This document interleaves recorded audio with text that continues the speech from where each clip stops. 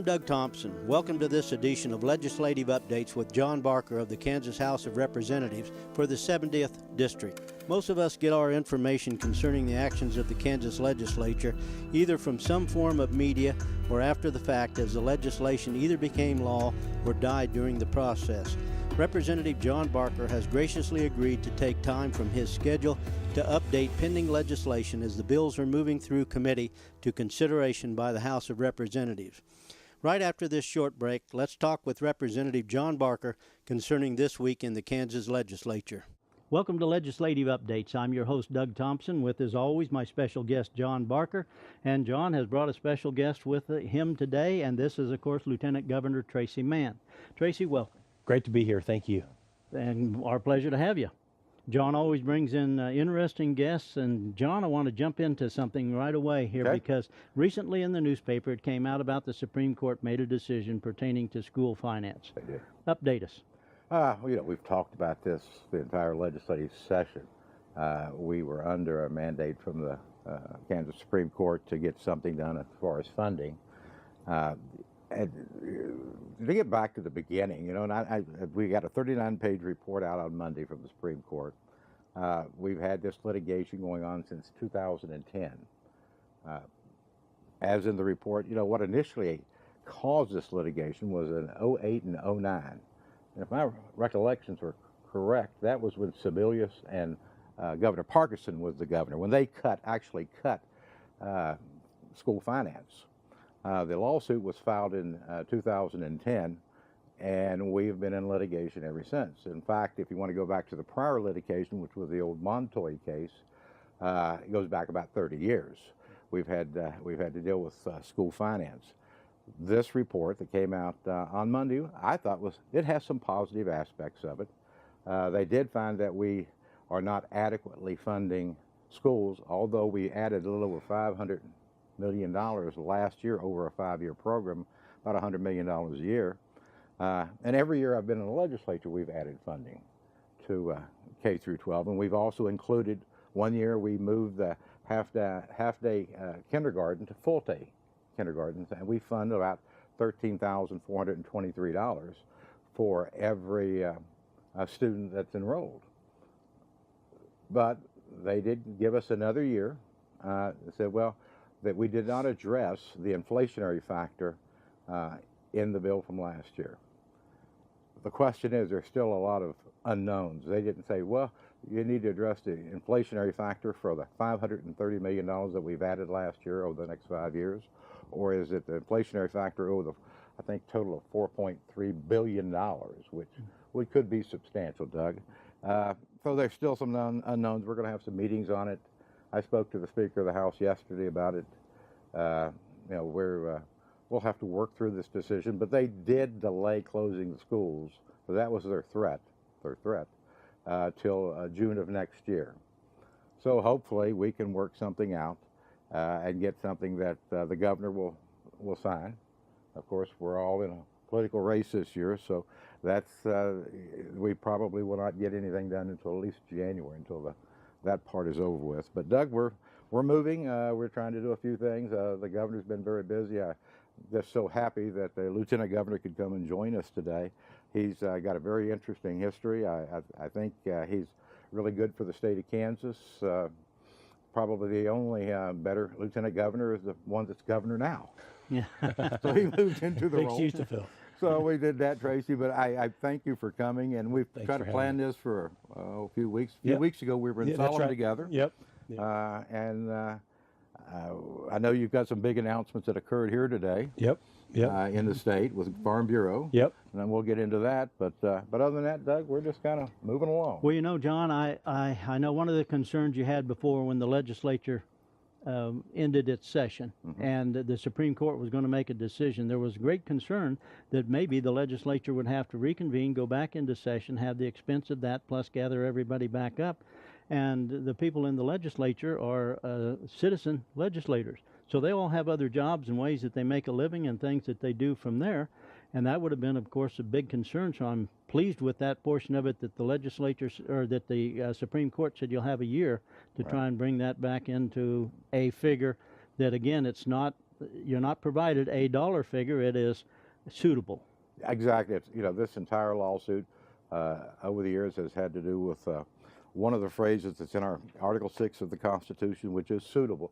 The legislature provides for a suitable or financing a suitable education. Well, that's a term that is open to interpretation. The first initial lawsuits that were filed many years ago, back in the 70s, the Supreme Court did not even hear those cases because they said, well, that's not our determination. That's a legislative job. We don't tax. We don't fund. We interpret. So, but now we have a different Supreme Court, which are mostly Governor Sebelius's appointees, and they have a different interpretation of suitable. Well, I'm sure we'll all work through this. It'll Right. be be interesting. But at least we're not going to be working this summer because all these folks in the legislature, as you mentioned, have other jobs. I know I have other jobs, and so we'll wait till January. All right, we're going to cut away, take a break. You're watching Legislative Updates with John Barker and Tracey Mann. Welcome back to Legislative Updates. I'm your host, Doug Thompson, with special guest John Barker, and John has brought a special guest with him today, and this is Tracey Mann, Lieutenant Governor for the state of Kansas. Tracey, so much Great to be here. Appreciate you Thanks for being having here. me on, Thank you. John and Doug. I appreciate it. Well, Tracey, I was reading your bio a little bit before we started, and I see you were from Quinter originally. Yep, that's right. So our family's farmed and fed cattle south of Quinter for over 100 years. Kind of a funny story. My great-great-grandpa ordered our house from Sears and Roebuck, and it came on the train as a kit, and they assembled it, and that's where my parents will sleep tonight. So we've farmed and fed cattle there. My dad still farms with my brother. In fact, I called him earlier today, and they were trying to get wheat cut, but that's where we've been from for a long, long time. So. Did you grow up on the farm? Yeah, grew up on the farm. We live 2 miles south and a mile west of town, so corn, wheat, and have a little preconditioning feed yard, and grow some Milo as well. And then I know you went to school at Quinter High School. Yep, Quinter High School.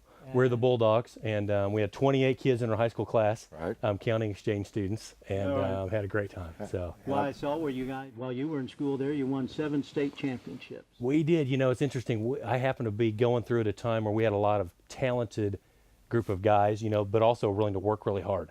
And we had just kind of a culture of we all hate to lose, let's win, and learn a lot about teamwork. And, the things I learned from my coaches in high school, I use to this day, and I think that's true of a lot of student athletes all over the state. You know what I found? I grew up on a farm too, so I know how hard that work is, working the cattle and every part that goes with it. And I've always thought that that's a good way to get a good work ethic, and it's hard work, and it's you can be out in the heat like we're at today, 102, 103. Right. And that's not unusual for Kansas. I'm assuming you do. Many, many times. The other thing that's really fun though on a farm that maybe is overlooked, you think about the work, but you work with family. Right. So, I was fortunate. I've logged thousands of hours with my dad, with my grandpa, riding pens or in a field or on a tractor. And those are memories and experiences and time that I never regret, that I take with me all the time. So. When you were growing up on the farm, how many acres was your family? At that time, farm probably, and we grew, as the margins in agriculture continue to shrink, we continue to grow. And at that time, probably 3,000 acres. Now we've a lot of land. More than that. But we switched over to no-till, which was sort of a game changer for our farm back in the 90s. And, we're out in Quinter, a lot less rainfall even than, here in Chapman or other parts of the state. So rainfall is often our limiting factor. No-till helped with that. So we started growing dryland corn. And some years are a lot better than others, as we all know in agriculture, but it's a privilege to get to live that lifestyle. Sure. Glad it's still there for everybody in Kansas that wants to. Yeah, no, that's exactly right. That's exactly right. When you were, if I went back to your Quinter High School graduation book and it probably said, Tracey's going to be later, what would it say? Oh, that's a great question. My plan was always to go back to our family's farm. I loved it. I would work because I wanted to, not because I had to. So I always assumed I would do that. I went to K-State and studied ag econ. My older brother beat me back to the farm, though, and I had to figure something else to do because the farm would support 2 families, but not 3. And so I went into real estate. But I always kind of assumed, growing up, I always assumed I would farm, but it's amazing it didn't really play out that way. So. Every person that John's brought on the show with him, I've asked him that same thing. I said, I've got to believe that when you finished high school and the family's all getting together, he never once said, I want to be the lieutenant governor for the state of Kansas. Never crossed my I want to mind. be a politician. None of them ever have said any of those things. Right. But it just sort of happens, and it just works out that way. Right. So after you left Quinter, you went to Kansas State University? Yep, went to K-State, which is where my parents met. So, Okay. kind of funny story. My parents, my dad went potluck when he moved in the dorm at K-State, and so his roommate happened to be my Uncle Gary. And so he went potluck and roomed with a guy from Johnson City or Stanton County, and that was my mom's brother. So that's how my parents met, and so they're both K-Staters, so it was a pretty easy decision for me to go to K-State as well. Wow. I know when you were in high school, you were student body president? Yep. And did you hold title in other? You know what, Quinter, you know, we were either the largest 1A or the smallest 2A school in the state, so was in National Honor Society. I was FFA president, got a lot out of FFA. We had an FCA club, just a lot of organizations. And, you know, I would put the rural upbringing up against anyone from an urban area, only because, you know, the experiences I had in Quinter and the opportunities I had, you know, I wouldn't have made the high school basketball team in a large team. But in Quinter, I was the sixth man. I still got to play. I had that experience. You know, the experiences that you garnish, I think growing up in a small town can be really pivotal later on in life. That definitely, and the confidence you're able to build from those experiences were really important for me. Sure, I would agree with you. When you went to K-State, student body president there too? Yeah, I was, and very fortunate to do that. It's funny, I got to K-State, and I remember sitting in my freshman year, I was sitting in the lecture hall, realizing there are more people in this lecture hall than there are in my entire town. Right? And so I decided I'm going to sit in the front row, because in the front row, it's just me and the teacher and about 15 other students, kind of like being back in Quinter. So I feel like I sort of survived by sitting in the front row and tried to pay attention. And then I got involved in student government, ended up being student body president, and learned a ton doing that. It was a great experience for me. Well, how did you get involved in student government? It's a great question. You know, that's something I wanted to do. I applied to be an intern in student government, got turned down my freshman year, but I ended up being on a committee for the governmental affairs part of Student Senate, and I ended up running and got elected and just kind of got going. You know, and it's amazing the relationships I built doing student government. I still have with me. So I was at an event yesterday down in Wichita, and the woman who was the student president, who was the student chair of the Senate then, who gave me my committee chairman, she walked up to me. I've not seen her for 10 years. She runs the Hutchinson Community Foundation. Kevin Yoder, who is congressman from, you know, the 3rd District, Kansas City, he was student president at KU the same year I was at K-State. So we go way back. So it's incredible how, you know, people in college, or high school and college, yesterday I spoke in Concordia at a Rotary meeting, and Quentin Brees, who I grew up with in high school, he is sitting there, and he's the superintendent of schools there in Cloud County. So, you know, it's amazing. Kansas is a small state, and it's really fun for me just to continue to run into people, friends that you made along the way, high school, college, or otherwise. Yeah, having a lot of fun at the job. Yeah, it's a blast. It's a great time. Send you all over the state. Yeah, so a lot of my role, I kind of won the lottery from the standpoint I get to travel the state and learn what Kansans are doing. And we try to get out and listen. It's amazing. It's been so fun and amazing for me to see how many great people there are in our state doing great things. And that's true in every corner of our state. I would agree with you. We got to cut away, take a break. You're listening to Tracey Mann, Lieutenant Governor, and John Barker from the 70th District. Welcome back to Legislative Updates. I'm your host, Doug Thompson, with John Barker and Lieutenant Governor Tracey Mann. Tracey, thank you for joining us. Great to be here, Doug. We were just talking about your time at K-State and the time at Quinter, at the high school in Quinter. After you finished at K-State, then you took off and went for Washington, D.C. Yep. How'd that come about? Yeah, well, so when I was in college, between my sophomore and junior year, I worked for Jerry Moran. I was Jerry's first intern. So Jerry Moran got elected Congress in the fall of '96. Then the summer of '97, I moved to D.C. It was my first summer off the farm. It was, I was definitely a duck out of the water. D.C. is a little different than Quinter. A little different than being on our farm in Quinter, but had kind of a life-changing experience. And I learned a lot from now Senator Moran about, you know, working with people, about just, you know, what does it mean to really represent people and understand and listen? And that was very pivotal for me. So then I graduated K-State, moved back to D.C., lived there for 2 years working with the National Prayer Breakfast, doing leadership programs for college students all over the country. And then my wife and I got married, and we moved back to Kansas. Okay. Now, when you went to work for Jerry Moran, did you have a connection that got you that position, or did you was it a cold call? It was more of a cold call. I just applied and knew he needed interns, and I just applied, and I was the first one that he hired. And then running track in western Kansas, there was somebody from Hayes that would go and watch me run track, unbeknownst to me, and he also knew Moran, and so somehow they got to talking, and that person put in a good word for me, and you know, things just kind of happened. So I feel very fortunate. That was a life-changing summer for me. Oh, I imagine it was. How'd you like D.C.? It was great. It was hot. It was warm. But the other thing, you know, that summer, you're working with other interns in other offices from all over the country, and it really kind of opened my eyes to, you know, the world's bigger than Kansas. You know, and just met so many other great students doing other things, some of which I still keep up with today. Yeah. So. You know, I've heard people say in the past, they'll say, well, I went somewhere because I got the opportunity, and when I got there, then I saw things that I had only read about in the paper. You saw the monuments, you saw Congress, and then you walked the halls of it, and what an experience. I remember every morning we'd get off the subway, or the metro, which I'd never ridden a metro before, and we'd walk around the Capitol. We'd take the long way just to see the Capitol, and we'd stop and smell the magnolia tree, just because we could, and would go to the office, and then afterwards, you know, would go and see the monuments. And yeah, just do things that you couldn't normally, you know, I'm a kid from a, you know, small farm in Quinter. Yeah. So it was a great experience. Yeah. Did others look at you and say, are you from Kansas anywhere? No, it didn't happen very often, but once in a while. Once in a while. That's funny. Nothing wrong with that. Yeah. And so you were at D.C. working for Jerry Moran for how long? For about 6 weeks. And then I overlapped, well, actually 8 weeks, but 2 of those weeks overlapped with a guy named C.J. Mahoney from Russell.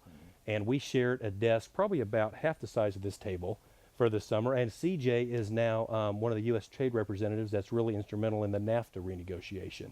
So it's amazing, again, how small this state is, you know, so CJ and I go way back, but Yeah. pretty fun. Yeah. And then after D.C., you came back. Yep. But now by then your brother got a pretty good grip on the farm. He got ahead of you there. Yeah, and absolutely zero hard feelings. I'm sure. We are a really close family, and I'll get a better fit for his skills and talents, probably a better fit for mine as well. Yeah. And so I was trying to figure out what to do, and I decided to go into the real estate business, which I knew I wanted to go into sales of some type. I didn't know exactly what type, so I decided to go into commercial real estate, which is what I still do. I'm a commercial real estate broker representing mostly industrial companies. All over the state? Yeah, all over the state. Yep, I live in Salina, which is where my practice is based, do things towards Wichita, and then typically on I-70 East, Manhattan, Junction City, Manhattan, Topeka, Kansas City. Sure. All right. You're married to Audrey. Tell me how you and Audrey connected. Yep. So Audrey and I, it's a great story. She grew up in Owasso, Oklahoma. Her dad played football for OU, so they bleed crimson and cream. So we get along great, except for the day every Saturday, you know, once in the fall where KU plays K-State. But she went to Tabor College. I went to K-State, and we met at a leadership conference in the Ramada Inn in Topeka. So when I drive, you know, it's a few blocks from the Capitol, so that's kind of fun. I asked her out. Literally, I met her, and I asked her to go out with me for a year. And she kept telling me no, finally agreed to go out with me, and we've been hanging out ever since. Good deal. I had heard the rumor that after K-State played Oklahoma in that championship game and just smeared Oklahoma, that the two of you didn't talk for better than part of a week. I was actually in Oklahoma at a wedding that day, and the TV was on, and everyone was huddled around. We started, and then as the wedding reception went on, I was looking and realized I'm the only one that's still watching the game. You're the only one hollering. We're the only one. Yep. I'll never forget being down there for that. So you and Audrey have been married how many years? 16 years. 16 years. on And June 1st. Children? We have 4 children. 7. Quincy, our oldest, turned 7 last week. So 7, 4, 3, and 8 months. Ooh, the household's a little noisy yet, isn't it? Yeah, our kids are active. You know, some people have calm, subdued children. That's not the children that God gave us, but we love them, and it's a lot of fun. So Good. John, you know, we were talking about the farm, Right. and you've got something coming up to where you're headed over to Spain for something you've never done before, but it's kind of been on your list, your bucket list to do, and now you're going to do it. That's correct.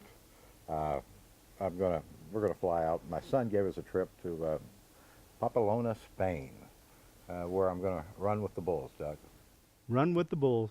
This has been something you wanted to do back in the early 70s. 72. I was living in Belgium, and we were planning a trip, a group of other agents at the CID office, and then Munich happened with the Olympics with the terrorists, and we ended up going down in that area. And so every year I've just kind of casually mentioned, well, I'm going to go run with the bulls. And my son took it serious this year and got us a ticket and said, we're going to go run with the bulls. how do you prepare for that?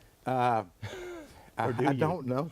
Well, I've been to the farm. I've got a couple Okay, of yeah. tame bulls down there I've been working with. Oh, Yeah, he taunted them some and then ran from Right, them. Yeah, yeah. That's why he's fixing fence. but you know, it was interesting. Tracy's in commercial real estate. My son's in commercial real Right. estate in Dallas, Texas. But you've got kids about my grandkids' Yep, age. yep. My oldest is 10. My youngest is 3. So Okay, yeah, same so window. I can imagine what your house is Yep, like. yep. It's full of energy. A lot of fun. But as a grandpa, you can go down and I spoil can- them, and then you and can leave. Yeah, And leave. Yeah. Yep. But it's been great that you would come out and do this with us. Well, we really it was a great appreciate time that. and grateful for the opportunity. And yeah, you were telling me about this show the other day, and a lot of fun. Glad you made it. We Yeah. got to cut away, take a break. You're watching Legislative Updates. Be right back. Welcome back to Legislative Updates. I'm your host, Doug Thompson, with John Barker, representative from the 70th, and Tracey Mann, Lieutenant Governor.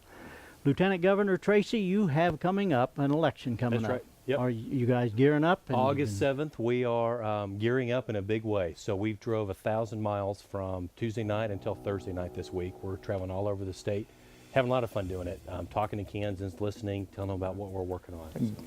And did not Farm Bureau do something today? Yeah, so today we just came from an announcement in a field south of Topeka where the Kansas Farm Bureau PAC endorsed us, which is really important for me being from a farm. You know, Farm Bureau is the most grassroots agriculture organization in the state, and to get the support of farmers and a Farm Bureau we're just delighted and could not be more excited. And I know Farm Bureau just doesn't hand that out. That's right. That's an endorsement that's earned. That and is. We went the governor and I both traveled to many counties, talking to and listening to the Farm Bureau members, and they think that we're the candidates to represent agriculture and advocate for them, and just a huge honor to be endorsed by them. All right, thank you. John, good luck running with the Bulls. Okay, bud. Yeah. Tracy, good luck with Thanks the for campaign. having me. Really appreciate it. Our pleasure. Thank you. Hope you've enjoyed Legislative Updates. See you next time.